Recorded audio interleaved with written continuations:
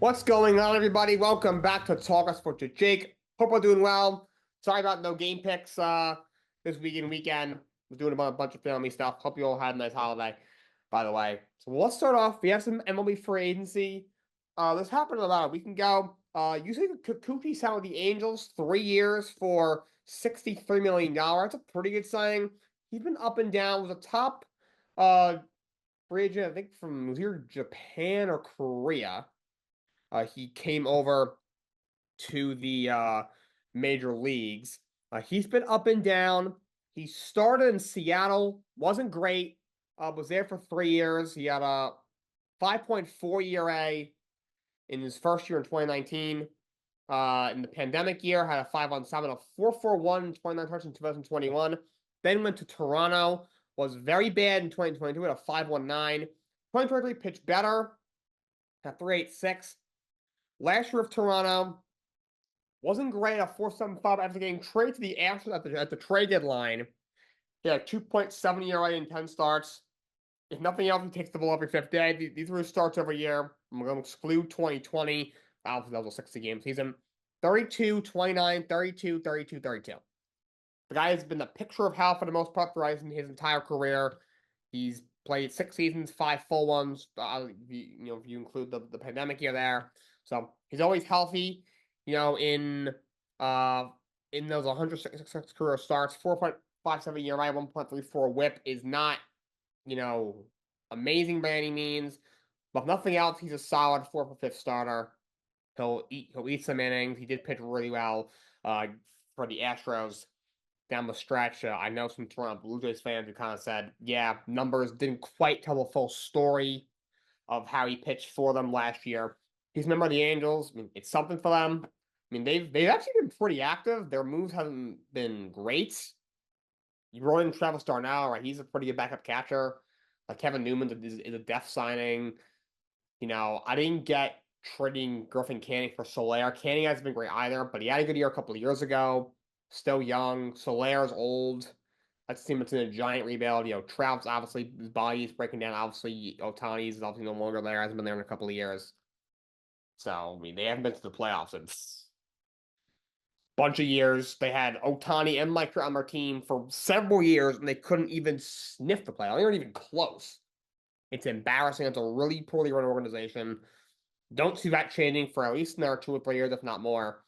But Yusei Kikuchi, that's a pretty good signing by Los Angeles Angels. Yesterday, there were a couple of moves that were made. Frankie Montas signed with the Mets. Mets pick him up, 2 years, $34 million.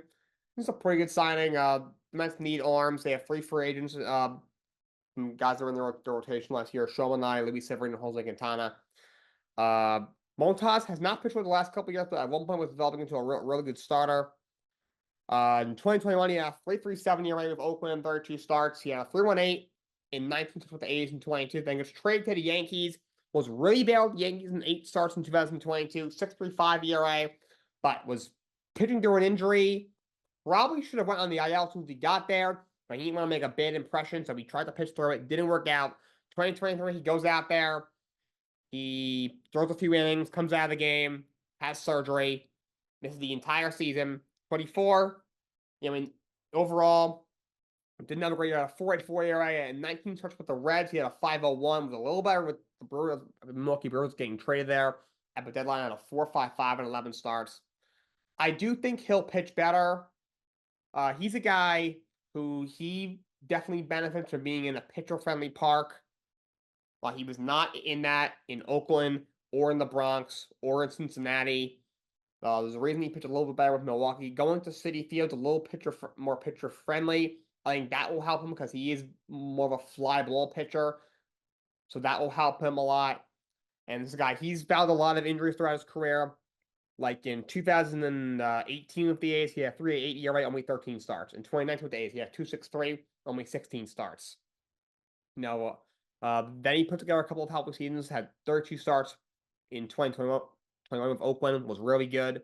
In 2022, he made 27 starts, so was mostly healthy that year. And again, Yankees should have put him on the IL. I thought that was kind of mismanaged on all parties there. Didn't really pitch, and basically missed the whole year in 23. But this past year, he didn't make 30 starts. He didn't pitch that well, but he made 30 starts. So there's worse options as a fifth starter. So I think this is it's a decent sign. It's nothing special. Obviously, you're going after Walso and all these other big names. But the Mets need arms. The only really starting pitchers you have under contract next year that are legit locks are Kodai Senga. Obviously, you'll have him healthy. Fingers crossed going into the year. And Dave Pearson did a record deal last year. So you still need to sign, probably, maybe you give Jose Buto a shot for rotation. He was great out of the bullpen this year. He was a starter. He was not talker in the minors. Maybe you promote him to the rotation, but you're going to need to sign at least two more starting pitchers. So this is a start for the Mets, kind of retooling their pitching staff, especially since you don't know about the staff of Severino, Manaya, and Gentile with them also hitting the open market. And the Cubs make a move. They saw Matthew Boyd, 2 years, $29 million. He's been very inconsistent throughout his career. Has had injury bugs kind of followed him, but after being picked up by Cleveland during the season, had 2.72 ERA and 8 starts this past year. You look at his career, 18 starts in 2016. Detroit was with the Tigers for a very long time at a 4.53. 5.27, 25 starts in 2017. 2018 made 31 starts at a 4.39. 4.56 ERA and 32 starts in 2019. Was really bad in 2020. 12 starts, 6.71. 21 with the Tigers. 3.89 ERA, but only 15 starts. 2022 with Seattle. Started the year out of the bullpen, then gets hurt. In 23, goes back to Detroit. Wasn't good. 5.45 at 15 starts, but pitched well when he was helped last year for Cleveland. They got him back in the back half of the year, and he did pitch well for them. He was pretty good in the playoffs as well. Now, he is getting a little bit older. He is going to be 34 years old in a couple of months, and he has never really been able to stay healthy. You look at his starts by season, every full season that he's been with the team the full year. I'm not going to count 2020, obviously. These are his starts per year: 18, 25, 31, 32, 15. He was a reliever in 22 briefly, 15, and then last year 8. So, if healthy, I think he's a serviceable 4 for 5th starter. The Cubs could use something in the back end of their rotation. So, $14.5 million isn't that much. Baseball cards are out of control with no salary cap. Like on paper, if Ricky was worth $17 million, probably not, but Matthew probably isn't worth $14.5 million. Well, with no salary cap, it kind of doesn't matter unless you don't want to pay the luxury tax. I can understand that, but Boyd is now a Chicago Cub. He gets a 2-year deal worth $29 million. All right, let's talk some college football. This was a college football playoff going into this week's games.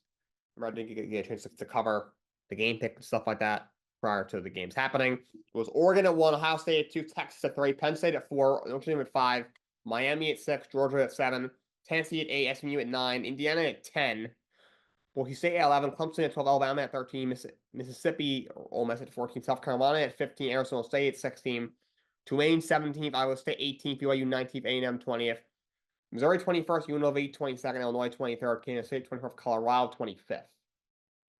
That's where they stood. And let's go into college football. On Thursday night, Memphis beats number 17 Tulane 34-24. Tulane was already confirmed to be in the AIC championship game, but big win for Memphis. They had a good year this year, 10-2.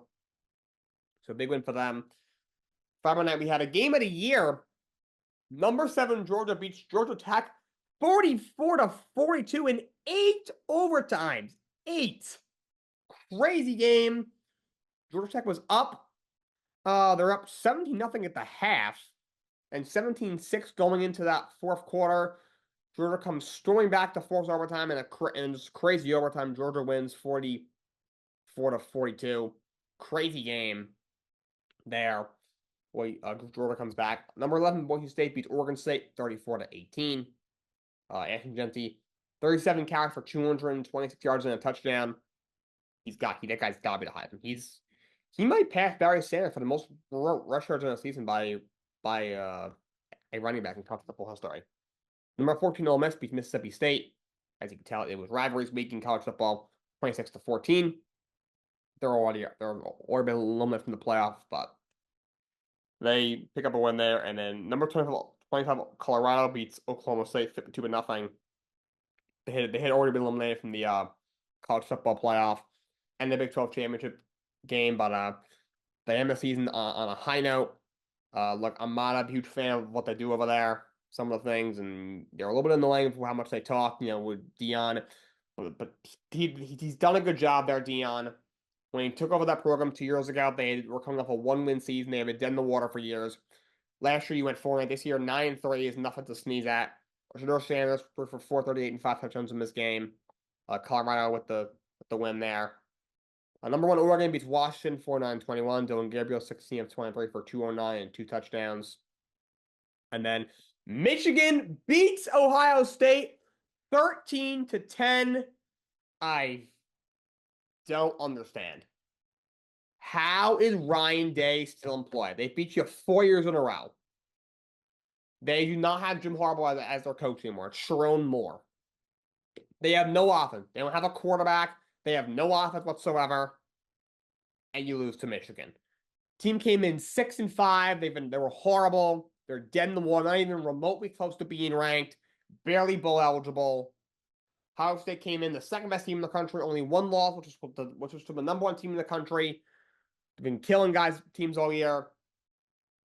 And you lose. That is just embarrassing. Absolutely embarrassing.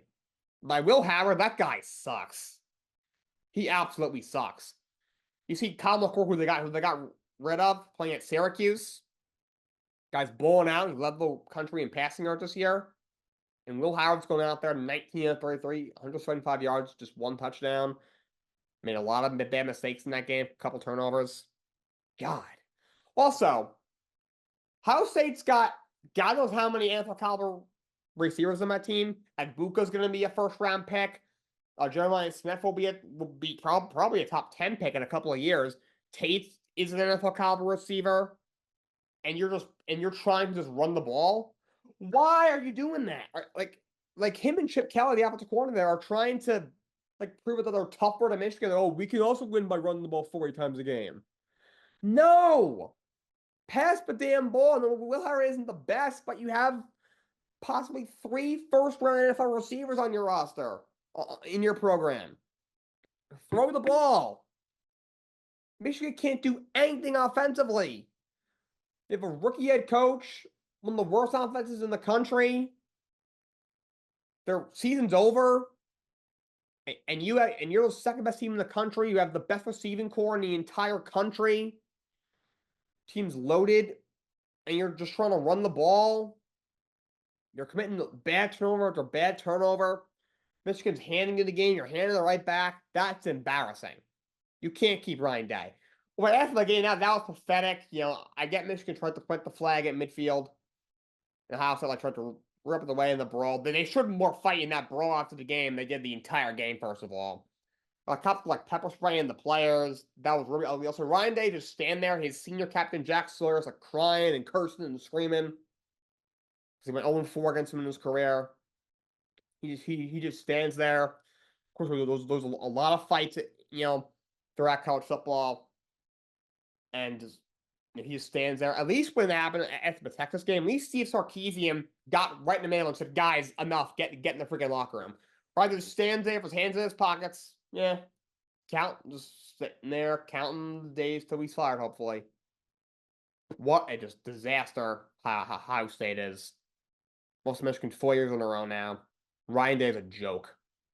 The one game you have to win, you can't win. So I don't understand.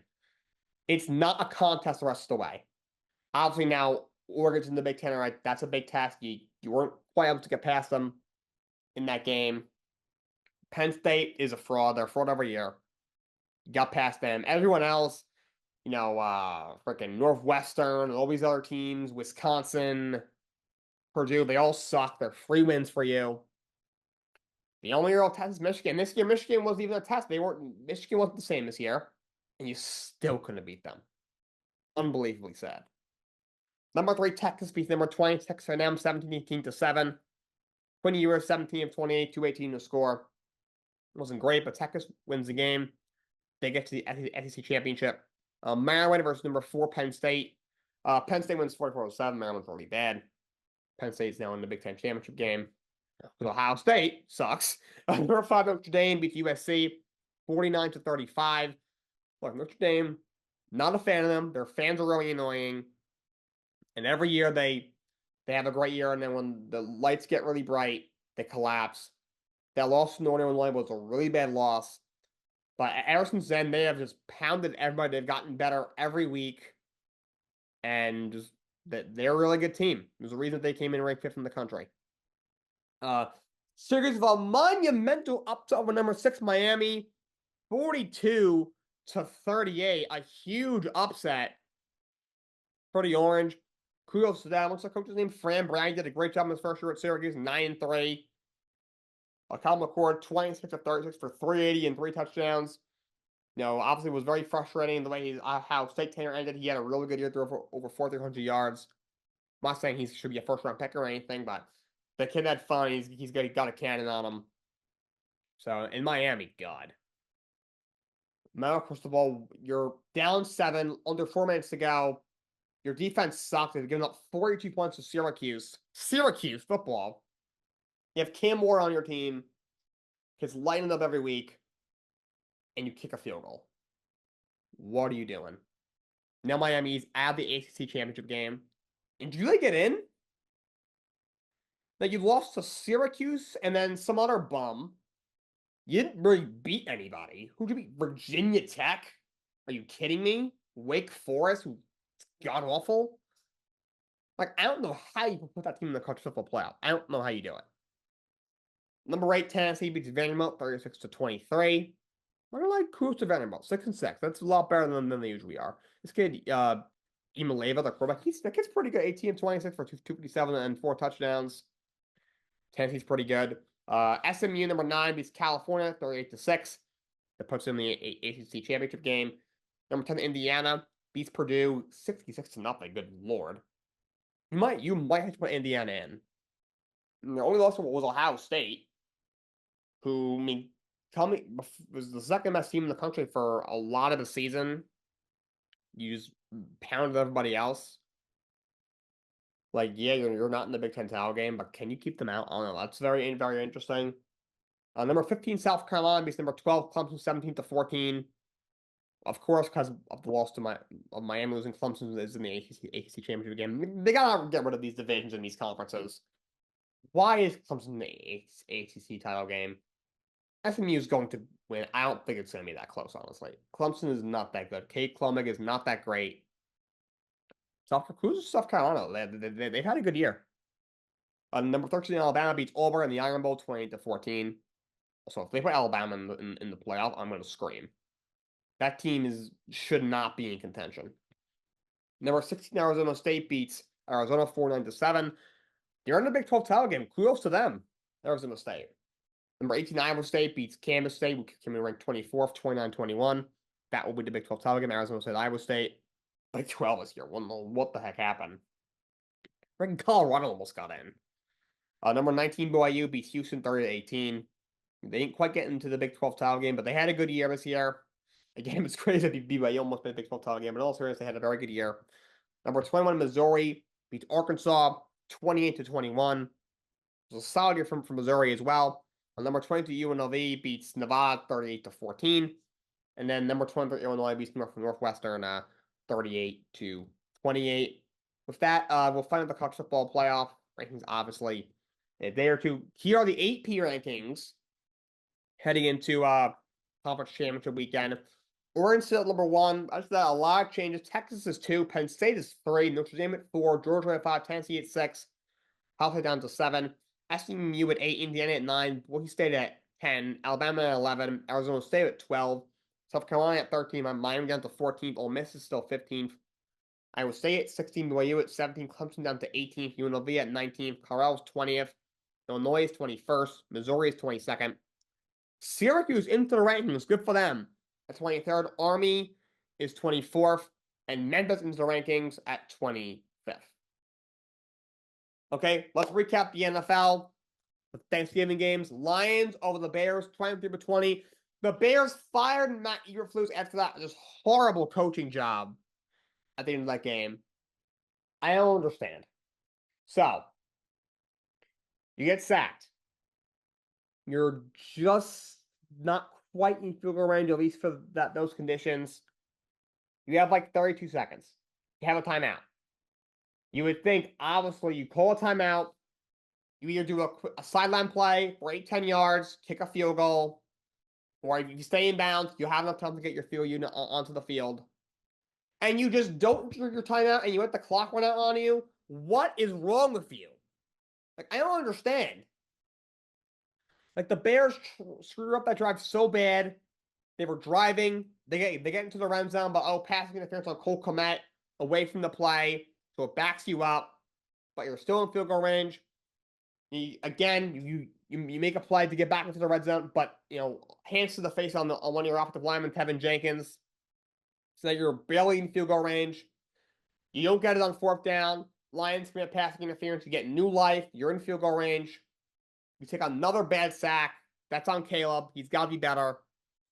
But now there's like 32 seconds left. He's like, all right, call a timeout.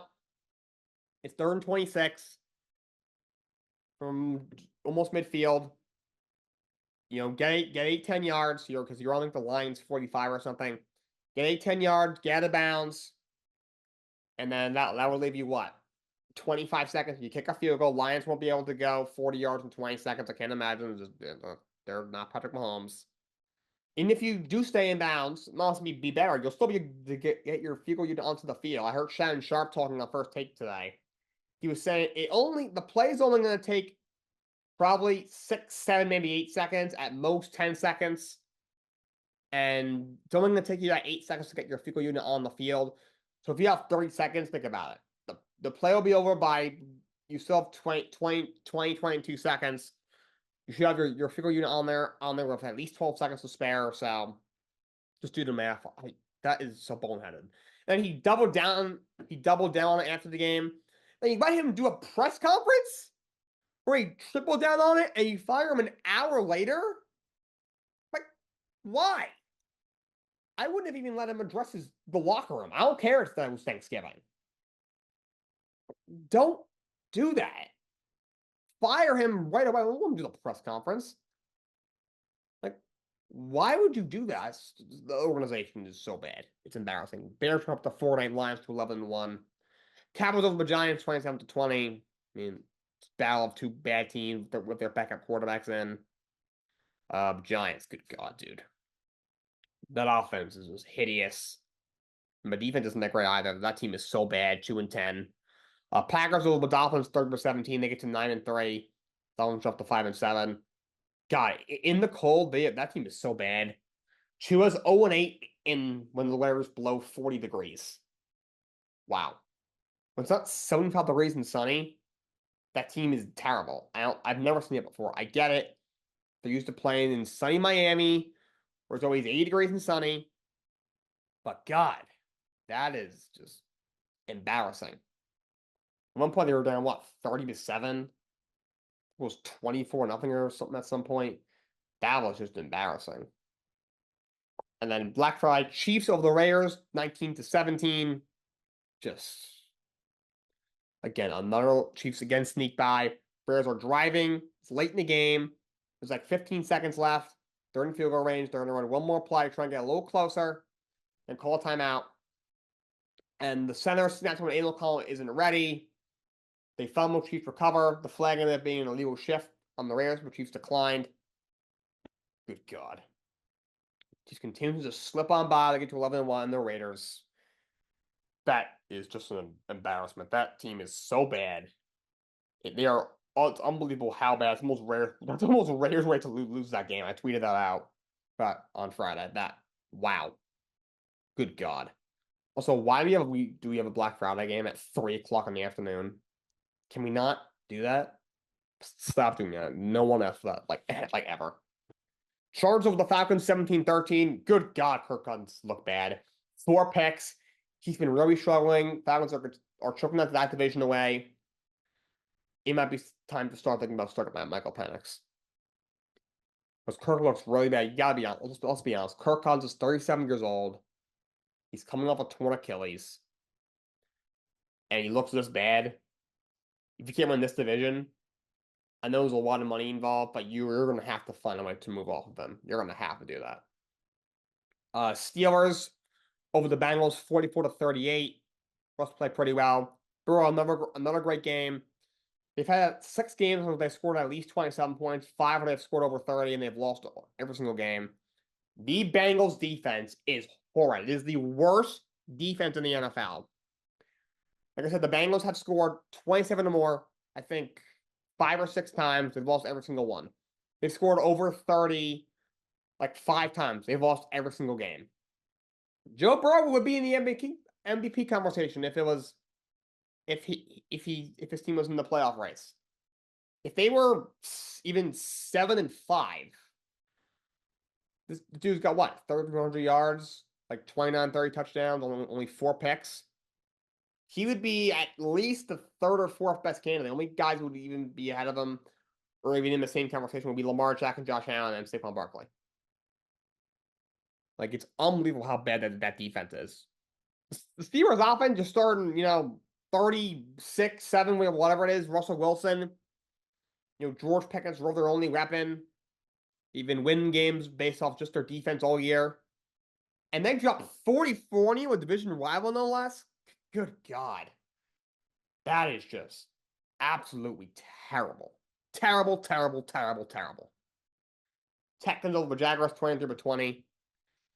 I don't know what happened to that Texans team. They're not that good. They're barely getting by these really bad teams. They've lost a lot of big games. You lost to the freaking Jets in prime time. They're sitting at 8-5. I mean, that Jaguars team is really, really bad. Obviously, very scary hit in that game. Azeez Al-Shahir on Trevor Lawrence. D'Amico Ryan after the game said, "Yeah, we don't coach. That was very unfortunate." Doug Pearson kind of agreed. He did say that he likes D'Amico Ryan. He knows he doesn't coach that, but it was unfortunate. And thankfully Trevor will be okay. That's really scary. Shear did apologize. He said he didn't see him till the last second. I'll say this about the hit. Definitely not within the rules. Definitely deserved a personal foul. Definitely deserved an ejection. But Trevor Lawrence, you gotta slide lower. You gotta do a better job sliding. It's not your fault that you got decimated by Shahir. That was an illegal hit, but also when it comes to the human perspective of this, you got to keep yourself healthy. The team was paid $270 million. They just, you just came off an injury. You got to do a better job sliding to protect yourself. But Texans sneak by. Vikings over the Cardinals 23-22. Arizona was up double digits in the first half. Vikings come back and win that game. They're 10-2. That team continues to play really well. Arizona's now 6-6. Colts over the Patriots 25-24. Patriots didn't look horrible in that game. Drake May overall played very well. Anthony Richardson looked a lot better. Had a 19-play, 80-yard drive. Gets converts for 2-point conversion to win the game. He's looked better since they put him back in there. A little bit better. Colts are 6-7, only a game out of the playoffs right now. Patriots are 3-10. You had the Seahawks over Jets 26-21. Oh my God, this Jets team. So, second quarter, we're up 21-7. The Seahawks special teams were having a breakdown I've never seen. They gave up a kickoff return touchdown, another return they gave up to the 40-yard line. They fumbled 3 kickoffs. They lost 2 of them. They had an extra point blocked. Just an absolute disaster. You're up 2 touchdowns. You recover a fumbled kickoff return for the second time in the game. You recovered one a little bit earlier in the game, led to a touchdown. Even the one that the Seahawks recovered, they ended up backed up at their own 10. They had a punt. Third down in the red zone. Aaron Rodgers got Garrelson wide open, and he overthrows him. On second down. Third down.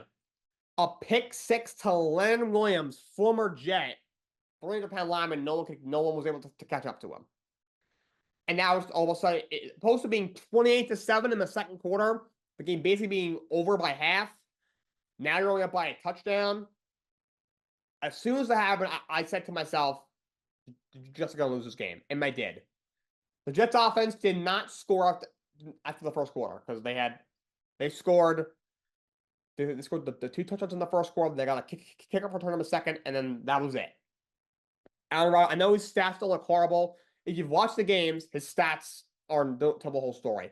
The guy is missing throws left and right, crucial turnovers. The guy does nothing. Yes, the O-line's been a little inconsistent. Oldie Michelle's been up and down. They've had some injuries. Tucker hasn't been great. All of his injuries and patches are definitely showing. Brees Hall's got some fumbling issues. At the same time, you brought Devontae Adams here. You have Gary Wilson. Al Lazard's the guy that you brought here last year. Conklin's on a horrible tight end. I get the defense hasn't been great. Their pass rush is non-existent. Secondary has struggled, but secondary, didn't look good today. Or not today. This was obviously yesterday. But God, dude, Oli Fashanu, 40 pass block snaps, didn't get up a single pressure. He was great.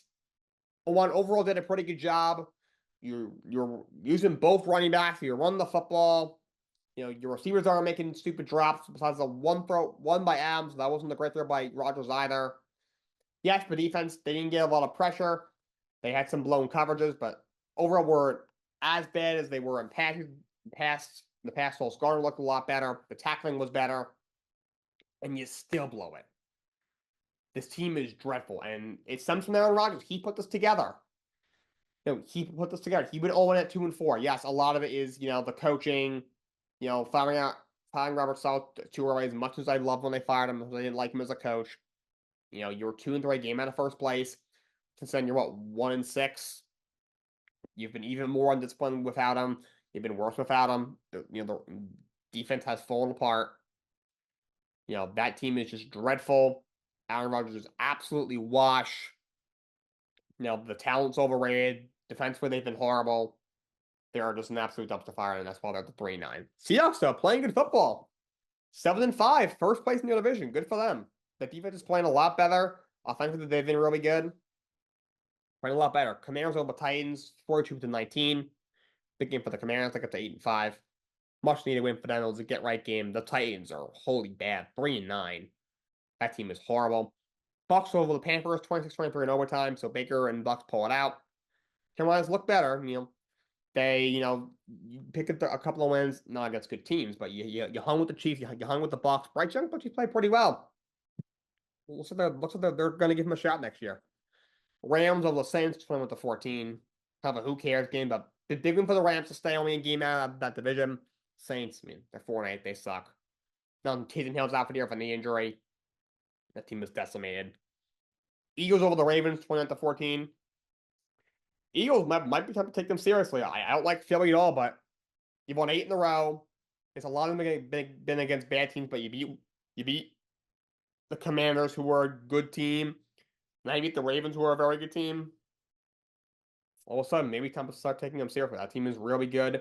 The front seven's been great. Secondary, DeGene and Reed Blankenship have been really good. Those two rookies.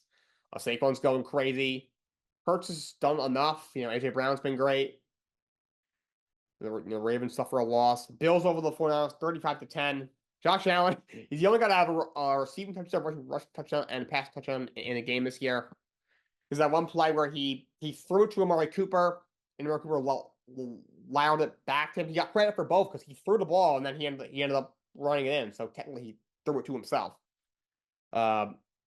James Cook had a great game. Bills defense stepped up. The 49ers, they are cooked. They're done. The season to me is over.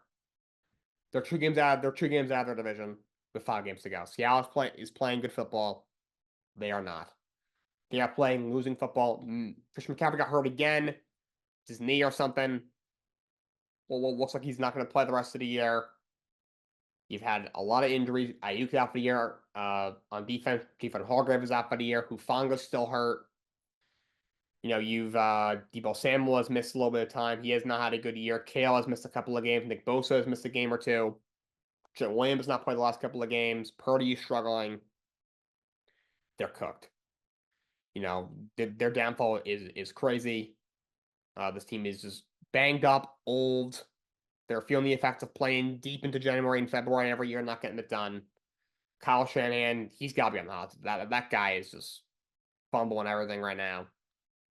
They're done. The Bills, though, could be the year. 10-2, looking good. Josh Allen's having a career. He might be the MVP. James Cook's had a great year. The receivers are stepping up. That defense has stepped up. They played a lot better. Sean McDermott hasn't done anything stupid from pretty much all year. Well, at least not yet. They're playing some really good football. You beat the Chiefs. This year that they finally do it. History would tell us no, but what we've seen so far this year has been really freaking good. That's all I got for you guys today. Till next time, so long. Have a great day.